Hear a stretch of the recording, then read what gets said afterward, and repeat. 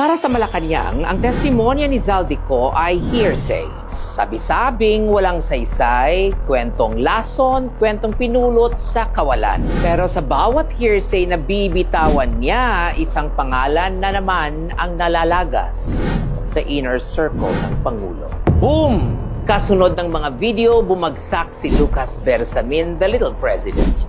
Kasunod si Amena Pangandaman, Budget Secretary.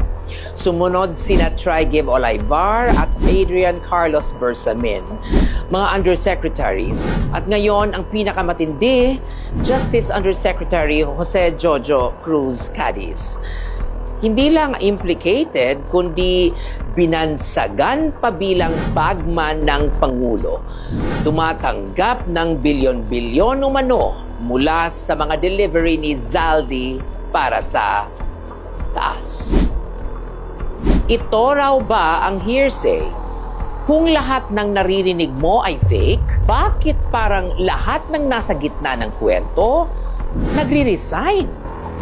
Sa harap ng kamera at palasyo, walang basehan, puro imbento, pabalikin nyo muna si Zaldi para magka-credibility. Pero sa likod ng pintuan, tahimik ang kilos. Kung nabanggit ka ni Zaldico, maghanda ka. Kasi sa administrasyong ito, ang hearsay may body count. At kung ang tingin ng Malacanang ay ang chain reaction ng resignations ay sapat para bawasan ang galit ng tao, para i-diffuse ang impresyon na lumalakas ang amoy ng korupsyon sa loob ng palasyo, nagkakamali sila. Dahil obvious na ngayon, hindi ito house cleaning, damage control ito. At pangit ang pagkakasulat ng script. Dahil kahit nagbitiw na si Martin Romualdez sa speakership sa Congress, huwag tayong magpakanaive. Si Sandro Marcos pa rin ang majority leader. Siya pa rin ang may hawak ng baril ng kapangyarihan sa Kongreso.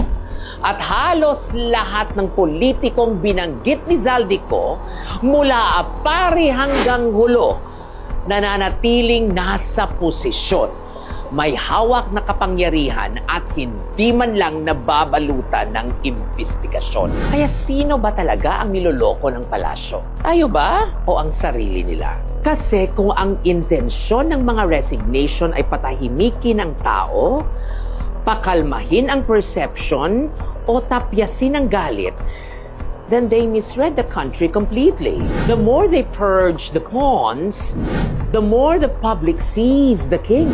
The more they insist hearsay, the more the resignation scream may tinatago. At lalo na ngayong lumalabas ang pangalan ni Yusek Jojo Cruz bilang umano'y tagatanggap ng bilyones para sa taas. Ang tanong ng bayan ay mas malinaw kaysa dati. Kung hearsay ang lahat, bakit parang totoo ang takot?